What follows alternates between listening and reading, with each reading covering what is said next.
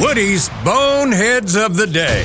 Oh, we have a trio of real boneheaded stories this morning, and we start with a flight out of Providence. A JetBlue flight heading from Rhode Island to New York City had to turn around and re-land at the airport after, while taking off, the plane hit a coyote. We got on the plane, everything was going good. We heard a thud, and then after the thud, we still took off. We were up in the air for about 10-15 minutes, and then all of a sudden the captain came on and said, "This is the flight crew." And we heard that thud, we hit a coyote. We are now on our way back to Providence, PVD. We thought it was actually a joke at first. We were like, is that like code for something else? Like, what's going on? We didn't know.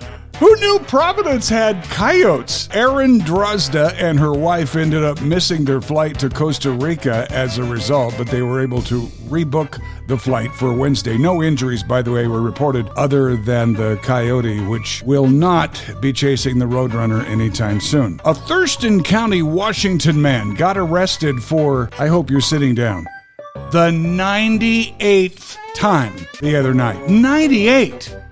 Now, this time, cops popped him for theft and drugs, and he also had some sort of bizarre custom bong that he had actually built into the dash of his truck so he could do weed while driving down the road. Show me your hands, turn around, stay right there, do not move. If you move, force will be used against you. If you run, you're gonna get tased and bit by a dog, do you understand? Yeah, that would make me understand. Sheriff's officials in Thurston County, Washington didn't release this moron's name, but say he's a 4-time convicted felon for numerous thefts. Get this rap sheet. 27 misdemeanor convictions, 97 prior arrests. He's back in jail for the 98th time on charges of DUI, eluding, and possession of narcotics. Apparently he didn't get charged for that bong that he made into his dash.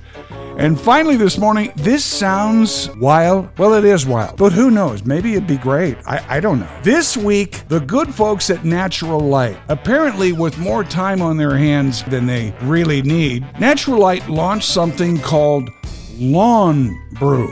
And Lawn Brew is not a beer, it's a fertilizer made from spent beer grains. And they must be serious, they have their own jingle. After a long day of photosynthesis and being walked on by the man, there's only one thing a hardworking lawn like you wants: Natural Light. Introducing Lawn Brew, a fertilizer made from spent grains. That's the stuff left over after brewing beer, and it's great for luscious lawns like you. Lawn Brew, all the greatness of beer, now for lawn. For lawn consumption only.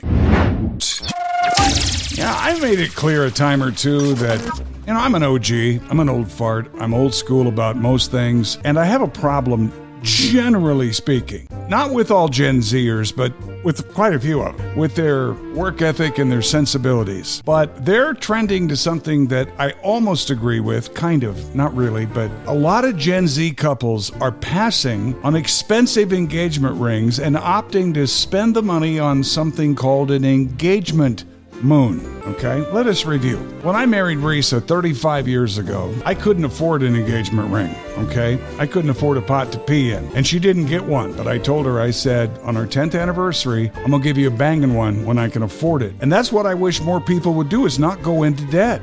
On average, people think an engagement ring ought to cost almost $11,000.